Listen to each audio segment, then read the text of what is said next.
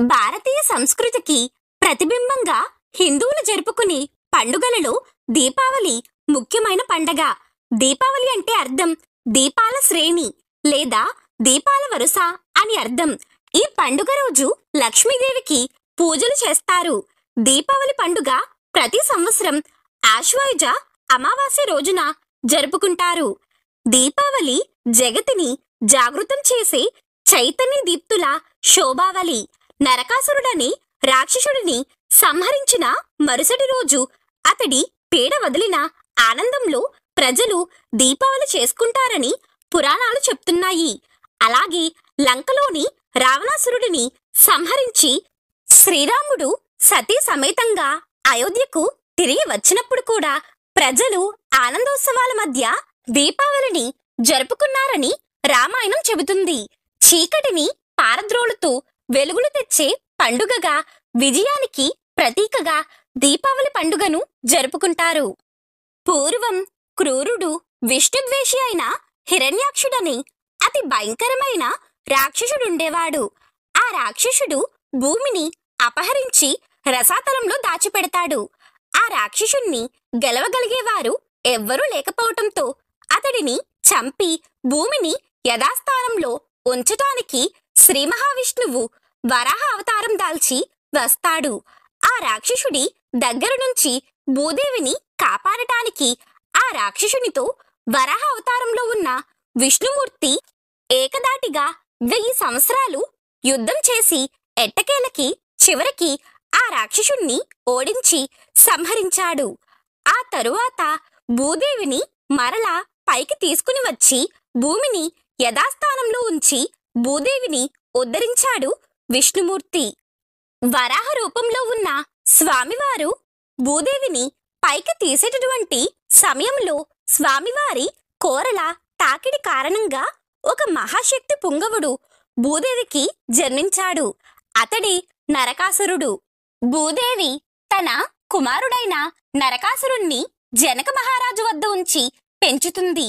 జనక మహారాజు నరకాసురుణ్ణి మంచి బుద్ధులతో చక్కగా విద్యాబుద్ధులు నేర్పించి పెంచుతాడు. దాంతో నరకాసురుడు జనక మహారాజు పర్యవేక్షణలో పెరిగి ఎంతో శక్తివంతుడిగా మారతాడు. పెరిగి పెద్దవాడైన నరకాసురుడు కామాఖ్యను రాజధానిగా చేసుకుని ప్రాగ్జ్యోతిషపురము అనే రాజ్యాన్ని పరిపాలిస్తుంటాడు. ప్రస్తుతం అది అస్సాంలోని గౌహతి ప్రాంతం. కామాఖ్య ప్రాంతంలోని దేవీమాతను తన తల్లిగా భావిస్తూ ఆమెకు పూజలు చేసేవాడు. ఇలా ఎన్నో యుగాల పాటు ప్రజలందరినీ చాలా బాగా చూసుకుంటూ నరకాసురుడు రాజ్యపాలన చేశాడు. ఇక ద్వాపరయుగం మొదలైంది.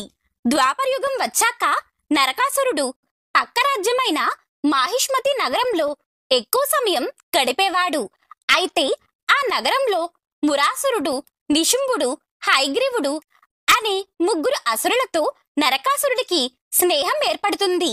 ఆ 3 సత్వ, రజ, తమో గుణాలకు ప్రతీకలు. ఇలాంటి అసురులతో స్నేహం చేయటం వల్ల నరకాసురునిలో మెల్లగా ఆసురి లక్షణాలు అనగా రాక్షస లక్షణాలు పెరిగిపోతాయి. ఇంకా అప్పటి నుంచి నరకాసురుడు ప్రజలందరినీ హింసిస్తూ నరకయాతన పెట్టడం మొదలు పెడతాడు. మిగతా అసురుల మళ్ళీ బ్రహ్మకు తపస్సు చేసి అమరత్వాన్ని కోరుకుంటాడు.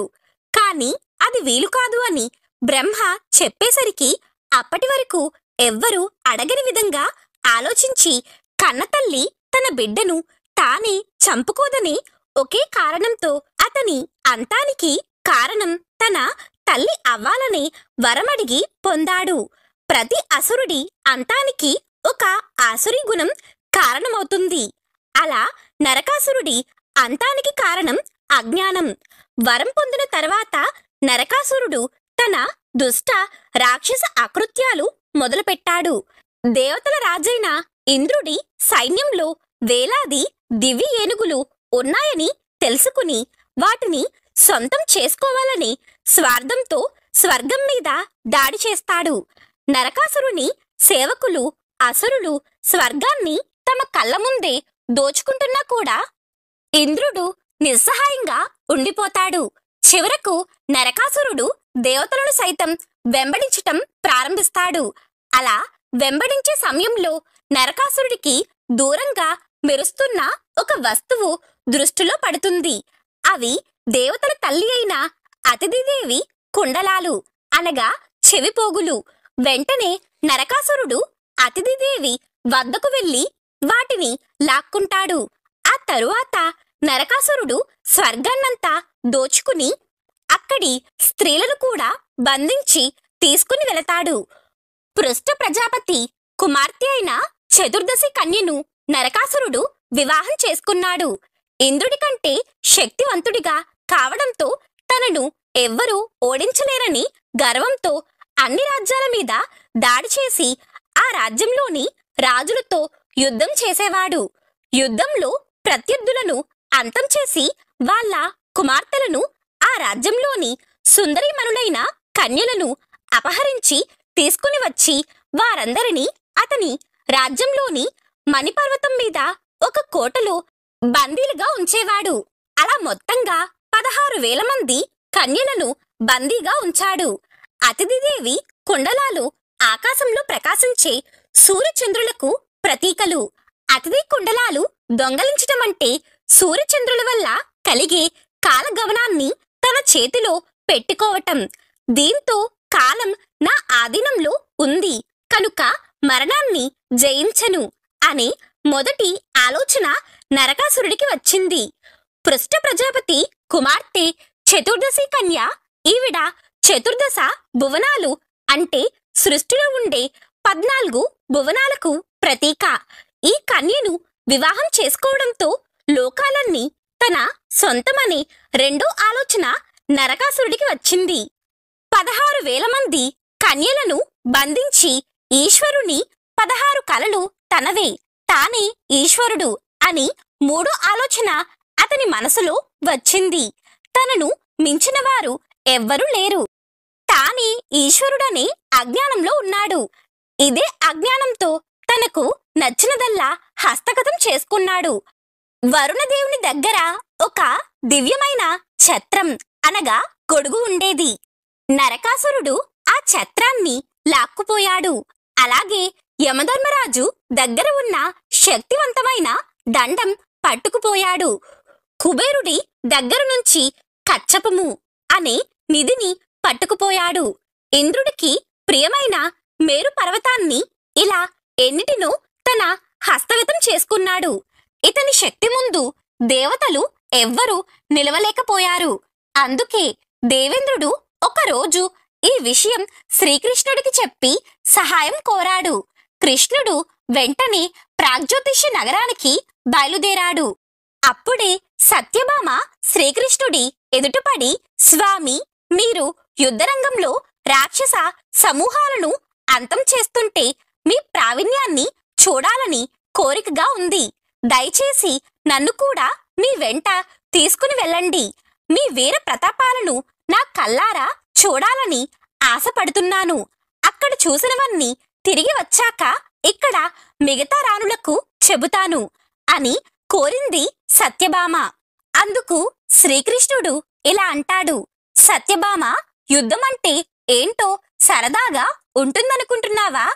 రోజు నాతో ప్రణయకేలి విలాసాల్లో తేలి ఆడుతూ ఇది కూడా ఏదో ఉద్యానవనంలో విహరించటం అనుకుంటున్నావేమో. యుద్ధభూమి అంటే ఎలా ఉంటుందో తెలుసా? అక్కడ తుమ్మెదల జంకారాలు వినపడవు. బ్రహ్మాండమైనటువంటి ఏనుగులు తొండాలు ఎత్తి గీంకారాలు చేస్తుంటాయి. అక్కడ పద్మాల నుంచి వచ్చిన పుప్పొడితో కూడిన గాలి రాదు.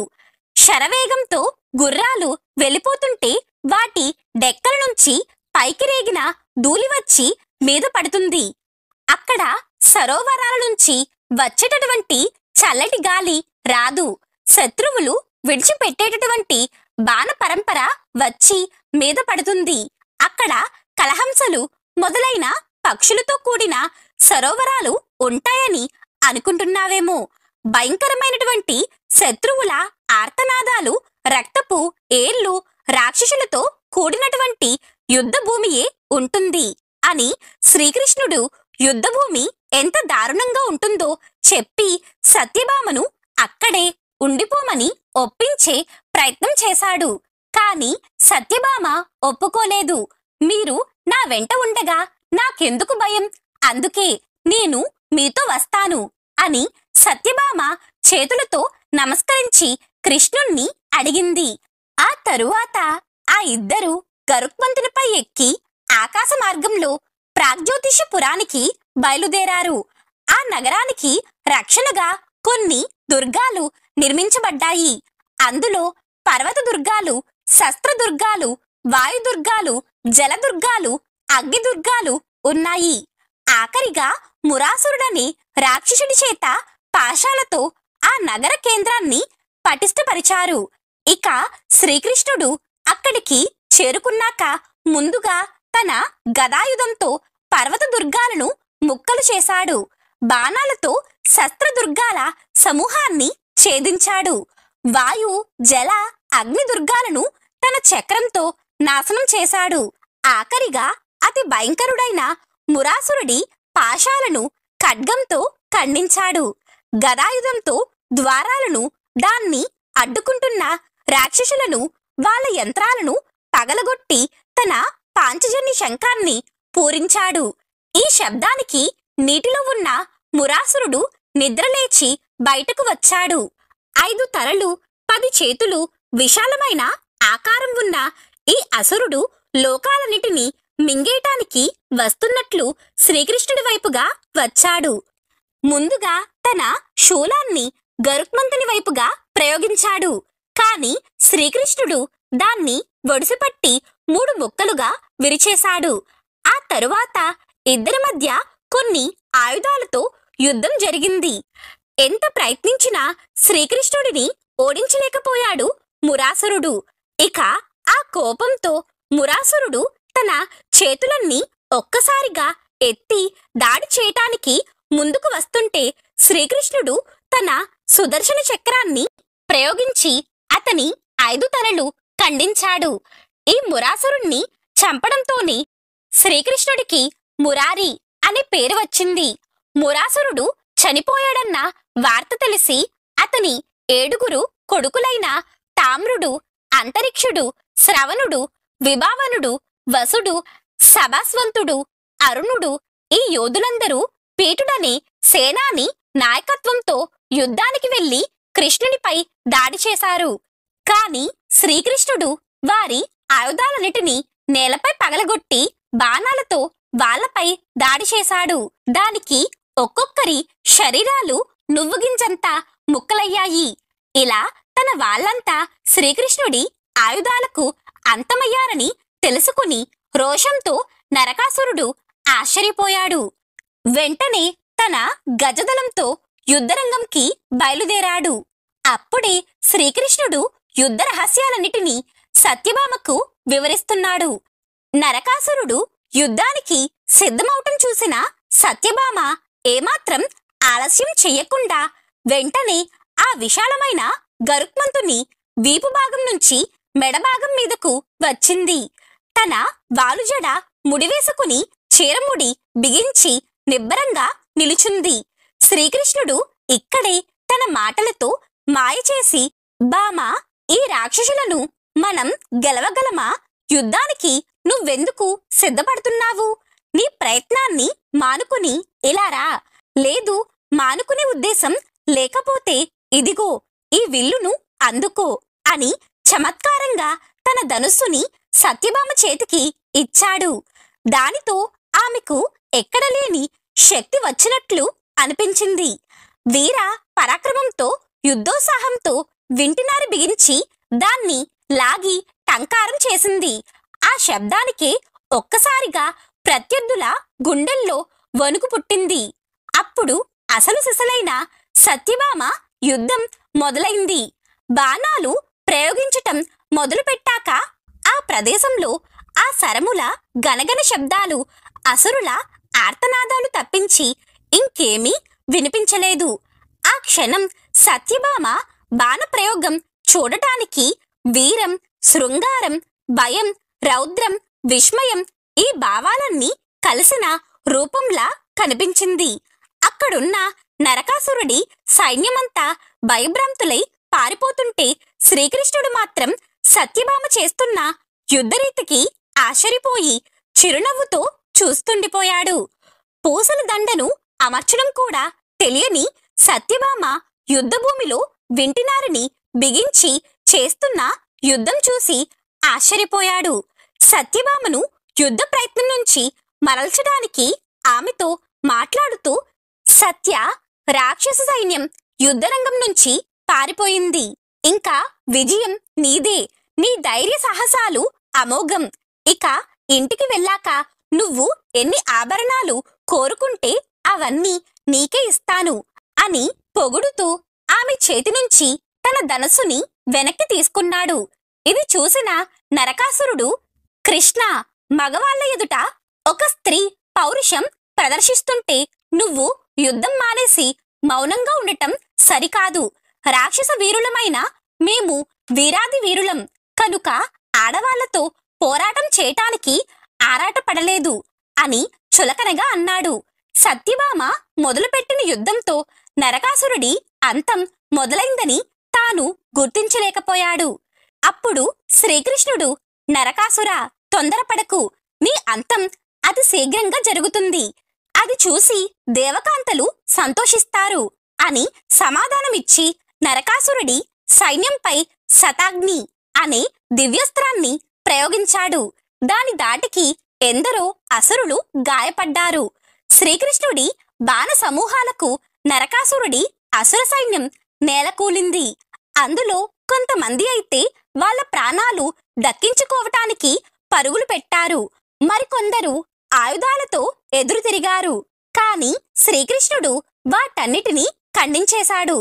గరుత్మంతుడు తన వంతుగా రెక్కలు గట్టిగా విదిలించి శత్రు సైన్యంలో ఉన్న గజదల గుంపులన్నీ చిన్నాభిన్నం చేశాడు. అది చూసి నరకాసురుడు శక్తి అనే ఆయుధాన్ని గరుత్మంతునిపై ప్రయోగించాడు. కాని ఆ అస్త్రం అతన్ని ఏమీ చేయలేకపోయింది. దానితో కోపం రెట్టింపయి మదగజంపై ఉన్న నరకాసురుడు ముందుకు దూసుకొస్తూ శూలాన్ని ప్రయోగిస్తాడు. ఇలా శ్రీకృష్ణునికి నరకాసురునికి మధ్య భీకరమైన యుద్ధం జరుగుతుంది. కాని నరకాసురునికి ఉన్న వర ప్రభావం వలన శ్రీకృష్ణుడు నరకాసురుణ్ణి సంహరించటం సాధ్యపడదు. అందువలన శ్రీకృష్ణుడు యుద్ధం మధ్యలో మూర్ఛపోయినట్లు నటిస్తాడు. కళ్ళ ముందే తన భర్త మూర్ఛపోవటం చూసిన సత్యభామాదేవి కోపోద్రుక్తురాలై వెంటనే ధనస్సును ఎక్కుపెట్టి బాణాన్ని సంధించి నేరుగా నరకాసురుడి యొక్క హృదయంలోకి దింపింది. కేవలం తన తల్లి చేతిలోనే మరణాన్ని పొందగలిగిన వరం కలిగినటువంటి నరకాసురుడు ఆ ప్రకారంగానే భూదేవి యొక్క పునర్జన్మ అయినటువంటి సత్యభామాదేవి చేతిలో మరణించాల్సి వచ్చింది. ఇక అప్పటి వరకు అసలు విషయాన్ని తెలుసుకోనటువంటి సత్యభామకు శ్రీకృష్ణుడు అసలు విషయాన్ని వివరించగా తన కొడుకును తానే చంపినందుకు ఆ తల్లి ఎంతగానో తల్లడిల్లిపోయింది. ఇక అప్పుడే మరణ సమయంలో నరకాసురుడు కృష్ణుడు అలాగే సత్యభామ పాదాలపైన పడి ఇలా అన్నాడు, ప్రభు, నా తప్పులు క్షమించండి. ప్రజలు నా వధ జరిగిన రోజున సంతోషంగా దీపాలు వెలిగించి ఆనందించుగాక. నా మరణదినం పాపనాశకంగా మారుగాక అని విన్నవించాడు. తాను చేసిన తప్పులకు ఎంతగానో బాధపడి మరణాన్ని పొందాడు. శ్రీకృష్ణుడు అతని విన్నపాన్ని అంగీకరించి ఆ రోజే నరక చతుర్దశి లేదా దీపావళి పండుగగా ప్రసిద్ధి చెందింది. అదే నేటి మన దీపావళి పండుగ. అందుకే ఇప్పటికీ కూడా దీపావళి పండుగ రోజు మనం దీపాలు వెలిగిస్తూ ఉంటాం. దీని వెనుక ఉన్న అసలైన కారణం ఇదే. నరకాసురుని యొక్క వధ అనంతరం శ్రీకృష్ణుడు ఆ రాజ్యాన్ని ధర్మపరుడైనటువంటి నరకాసురుడి యొక్క పుత్రుడు భౌమజేయుడికి అప్పగించడం జరిగింది. అలాగే శ్రీకృష్ణ పరమాత్మ నరకాసురుడు బంధించిన 16,000 మంది రాజకన్యలను విడిపించి వారిని తమ రాజ్యానికి తిరిగి వెళ్ళమని కోరగా ఆ రాజకన్యలు నిరాకరిస్తారు. ఆ యుగపు సమాజం వారిని అంగీకరించదని, తమని హీనంగా చూస్తారని, అందుకే వారందరినీ వివాహం చేసుకోమని కృష్ణుడిని వేడుకుంటారు. అప్పుడు శ్రీకృష్ణుడు 16,000 రూపాలను ధరించి ఒకే ముహూర్తానికి ఈ 16,000 రాజకన్యలను వివాహం చేసుకున్నాడు. నరకాసురుని అంతం చూసిన దేవతలు, మానవులు అందరూ తమ కష్టాలు తొలగిపోయాయని సంతోషించి మరునాడు సకలలోక వాసులు దీపాలను వెలిగించి సంబరాలను జరుపుకుంటారు. అప్పటి నుంచి దీపావళి పండుగ జరుపుకోవటం ఆచారమైనట్లు కథనం. అయితే నరకాసుర వధ అనేది అజ్ఞానం, అహంకారం, లోభం మరియు క్రూరత్వం ఇటువంటి దుర్గుణాలపైన జ్ఞానం, సత్యం, ధర్మం, ప్రేమ వీటి యొక్క విజయాన్ని సూచిస్తుంది. ఇక్కడ దీపం వెలిగించటం అంటే మన అంతరంగంలో ఉన్న చీకటిని తొలగించటం, సత్య మార్గంలో నడవటం. ఇలా భూదేవి గర్భమున పుట్టినటువంటి నరకాసురుడు తిరిగి అదే భూదేవి చేత వధింపబడి ధర్మ మార్గం పునరుద్ధరింపబడింది. ఇక ఆ రోజు నుండి ప్రజలు దీపాలు వెలిగించి నరక చతుర్దశిని స్మరించుకుంటూ ఆనందిస్తూ ఉన్నారు. ఇది మన దీపావళి పండుగకు ఓ మూల కారణం.